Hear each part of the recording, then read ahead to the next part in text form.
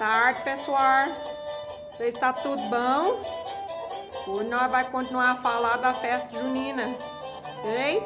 Para nós começar então nossa aula de hoje, nós vai lá pegar o nosso calendário para modo nós marcar a data de hoje. Então pega lá, nós vamos marcar a data de 19 de junho, marca lá. E aí nós vamos dar início na nossa aula. Mas vocês não esquecem que vocês estão tudo convidados para a nossa quadrilha. Nós vamos fazer uma quadrilha lá na PAI, mas vai ser no dia 22, mas vai ser uma quadrilha virtual, cada um na sua casa. Eu na minha casa, você na sua casa, ok? E para modo nós ensaiar então para essa quadrilha, hoje eu vou pedir para você escutar uma música, cantar, dançar, para modo nós ensaiar para essa quadrilha.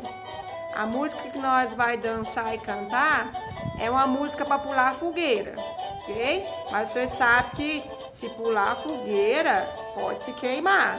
Então, vamos mexer com esse negócio de pular a fogueira não, é só na música, tá bom? E também na festa junina, se tiver fogo de artifício, queima. Então vocês passam longe da fogueira e dos fogos, ok? Então bora lá escutar e cantar e dançar a música. Vai começar a quadrilha do Artista Espirro.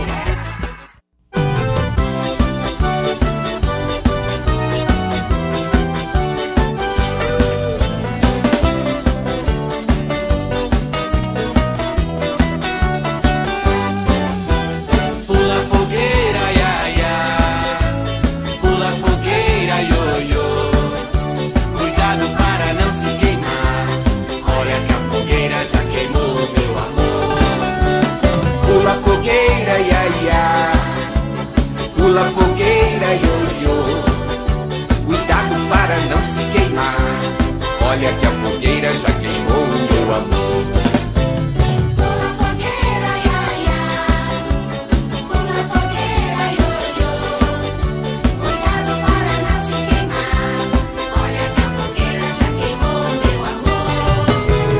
Pula fogueira, iaiá, pula fogueira, ioiô.